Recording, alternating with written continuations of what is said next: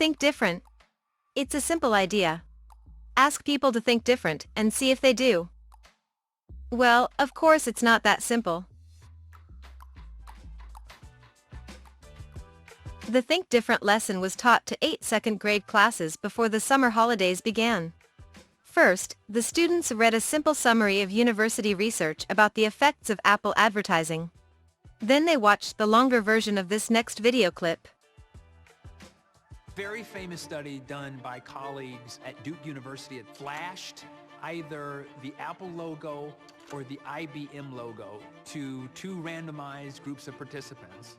The study found that after being subliminally exposed to the Apple logo, compared to when you've been exposed to the IBM logo, participants performed better on creative tasks.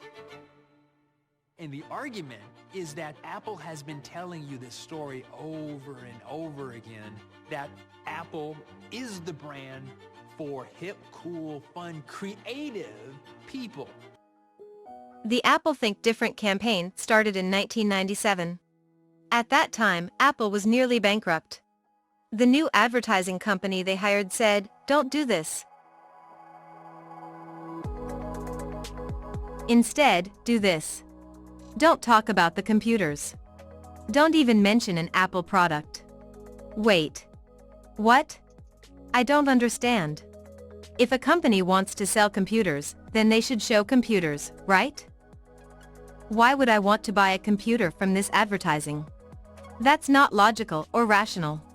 Is it? You're right, it's not rational. But that's okay.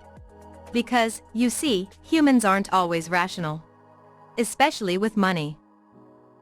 Economists would say, how is this possible that a rational consumer would be willing to pay more for exactly the same thing? We love to think about ourselves as rational. That's not how it works. Michael Platt is a professor of neuroscience, marketing, and psychology whose research demonstrates how our perception of brands influences our decisions. There's an idea in marketing, which is that we relate to brands in the same way we relate to people. It's like, I love this brand, or I hate this brand. Of course, what people say, right, can often be different from what's really going on in their heads. So we thought, well, why don't we just ask the brain directly? Michael and his team observed the brains of iPhone users and Samsung Galaxy users with an MRI machine, while they heard good, bad, and neutral news about Apple and Samsung. Apple customers showed a brain empathy response toward Apple that was exactly what you'd see in the way you would respond to somebody in your own family. And that's where the lesson goes next. Into the brain. Of course, there's some discussion before that, and the students also have a print to read the key points along the way. In addition, if we just talked, that would be a boring lesson. So, Kevin had the students do some activities first. It helped the students to understand why our brain likes things simple. Each student was given one of these laminated cards. Then in pairs, they turned the card over and checked how long it took their partner to say the color, and not the word. It's not easy, is it? Our brain gets confused when it sees too much information. That's the main point of this short activity. Next, we took a look at the brain to see what happens in MRI studies when people read, see images, and logos. This slide was a little rough.